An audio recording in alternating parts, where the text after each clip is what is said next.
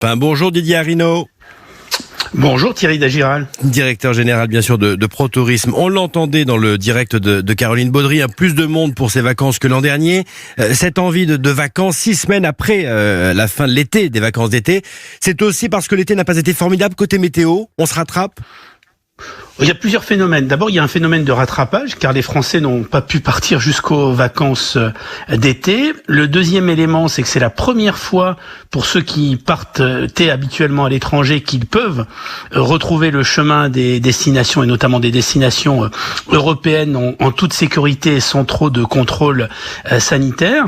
Et enfin, il y a un phénomène qui est un phénomène de rattrapage et de besoin, vraiment de besoin impérieux de la part d'une partie de nos concitoyens de s'aérer, de faire un break et de prendre le chemin d'ailleurs des destinations de pleine nature avec une volonté de privilégier les grands espaces, que ce soit sur le littoral, à la campagne ou à la montagne.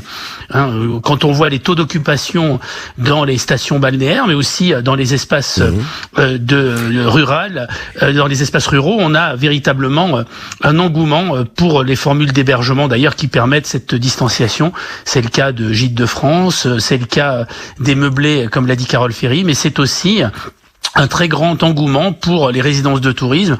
Un opérateur comme Vacances-Éole est à plus de 65% de taux d'occupation la première semaine et 60% la deuxième.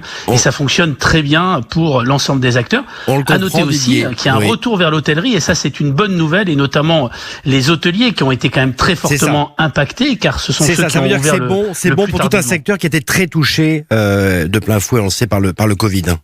C'est ça la bonne nouvelle finalement. C'est un secteur qui a perdu plus de 100 milliards d'euros de chiffre d'affaires depuis le début du confinement. Et là, on a une appétence de nos concitoyens et un retour d'ailleurs des clientèles européennes. Et c'est une très bonne chose. Ça permet de prolonger l'été. Il y a quasiment pas eu de chute importante de fréquentation après un bon mois de juillet-août. On a eu aussi un bon mois de septembre.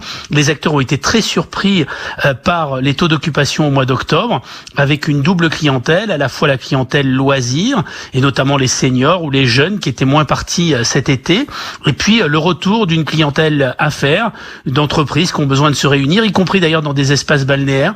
On voit qu'il y a un besoin de retrouvailles, de convivialité, et puis une tendance de fond qui est la tendance des activités de pleine nature, le boom du vélo, l'engouement pour le vélo assistance électrique, et tout cela fait que les clientèles privilégient les destinations bien dotées en la matière. Ça devient indispensable, avec une petite dimension de tourisme durable, et ça c'est une bonne chose. Didier Arinaud de ProTourisme.